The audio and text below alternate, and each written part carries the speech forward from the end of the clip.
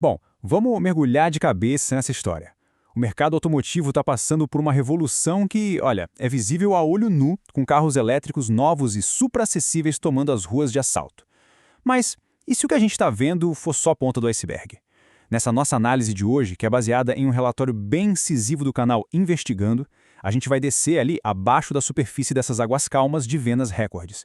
Nós vamos examinar as correntes ocultas que estão movendo essa explosão de veículos elétricos aqui no Brasil, com um foco bem específico na gigante chinesa BYD.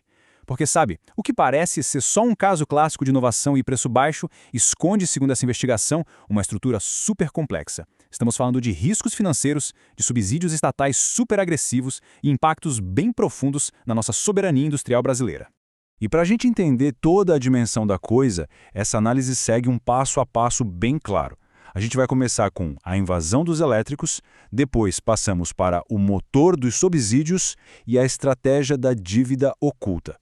Logo em seguida, vamos ver o preço falso das vendas, o impacto na indústria brasileira, e aí a gente fecha tudo com o custo do preço baixo. Então, vamos lá. Parte 1. A invasão dos elétricos. 100 mil. Para um segundo e pensa na magnitude absurda desse número. Segundo o relatório, a marca atingiu 100 mil carros vendidos no Brasil em apenas um ano de operação consolidada. Gente, isso não é um crescimento gradual. Longe disso. É uma captura monumental do mercado que rendeu para eles impressionantes 73% de todo o setor de veículos elétricos do país. É uma velocidade de penetração que a indústria automotiva tradicional simplesmente não está acostumada a presenciar. E essa comparação aqui ilustra de forma brilhante o quão rápido o cenário está mudando. Olha só, apenas um modelo recém-chegado, o Dolphin Mini, já ultrapassou a marca de 52 mil unidades vendidas. Para colocar isso em perspectiva para vocês, o SUV mais vendido do Brasil, que é o tradicionalíssimo VW T-Cross, de uma montadora que está estabelecida há décadas por aqui, vendeu pouco mais de 92 mil unidades. Ou seja, uma marca nova com um único modelo elétrico já está na metade do caminho do líder absoluto de vendas a combustão. A grande pergunta que fica é, como afinal eles conseguem ser tão competitivos de uma hora para outra? O que nos leva à parte 2, o motor dos subsídios.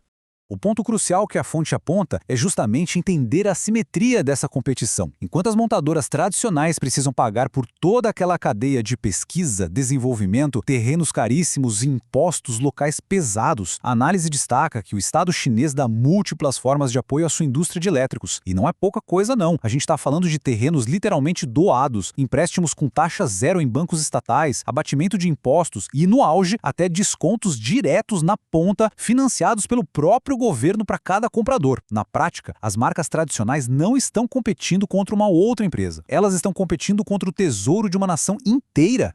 E os números, os números são avassaladores. De acordo com os dados levantados, estima-se que a BYD recebeu cerca de 4,3 bilhões de dólares em subsídios diretos do governo chinês apenas no período entre 2015 e 2020. O relatório faz questão de ressaltar que houve anos em que o valor recebido em subsídios foi maior do que o próprio lucro líquido da empresa. Em outras palavras, sem esse motor gigantesco do Estado financiando a operação, a fabricante operaria no vermelho, com prejuízos severos. Seria exatamente essa base que permite a eles venderem carros abaixo do custo e ainda assim parecerem altamente lucrativos.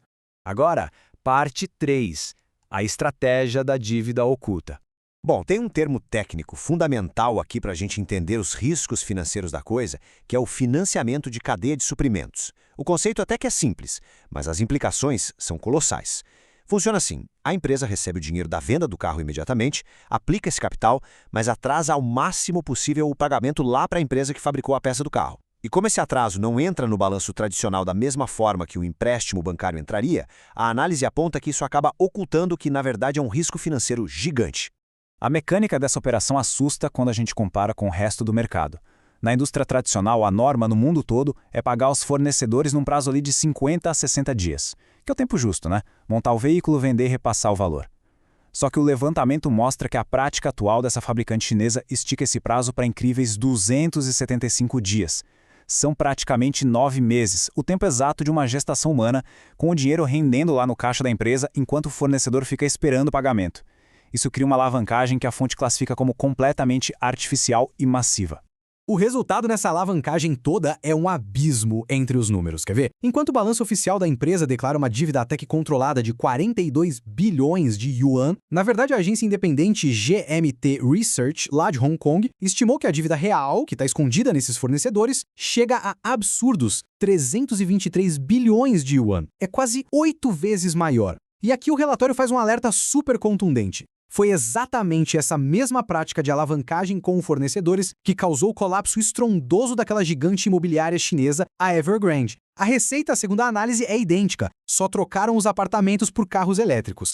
Seguindo para a parte 4, o preço falso das vendas. Além de toda essa parte financeira, o material detalha uma suposta prática bem controversa, conhecida como carro usado de quilometragem zero. Acontece o seguinte: para bater aquelas metas mensais super agressivas, relata-se que milhares de veículos 0 km são registrados no nome de empresas que são controladas pelas próprias concessionárias ou por parceiros deles.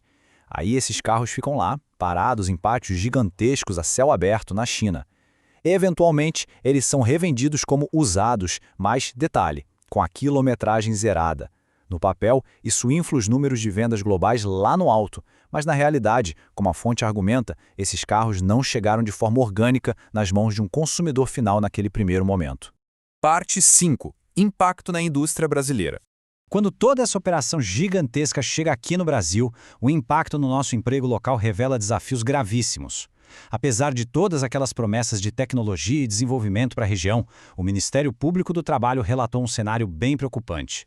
Uma força-tarefa resgatou 163 trabalhadores chineses terceirizados no canteiro de obras da nova fábrica em Camaçari, na Bahia, e eles estavam em condições análogas à escravidão.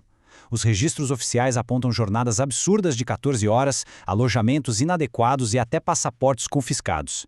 É um dado profundamente sério, né?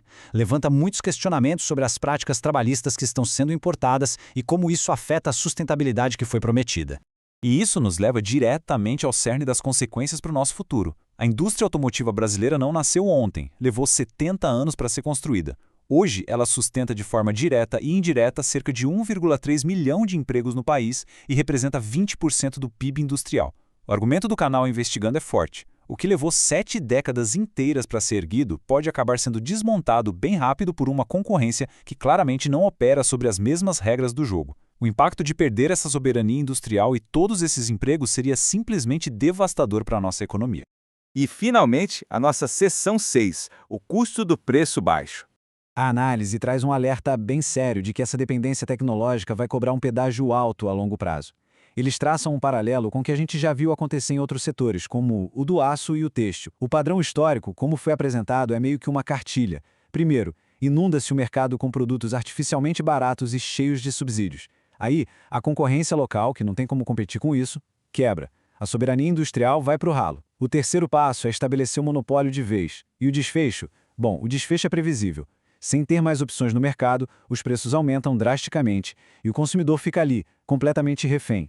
E a grande conclusão que a fonte tira disso tudo é que a gente não está falando só de táticas de uma empresa, mas sim de uma política de Estado totalmente documentada. O 15º Plano Quinquenal Chinês estabelece, com todas as letras, os veículos elétricos como um pilar estratégico para dominar o mercado global.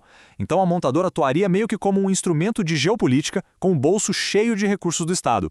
Isso muda completamente a forma como a gente enxerga se esse precinho baixo de hoje é realmente sustentável, ou se é só uma ferramenta de transição para quebrar a concorrência. E é exatamente com base em todos esses apontamentos, nesses riscos de dívidas ocultas e no peso brutal desses subsídios estatais que a gente encerra a análise de hoje.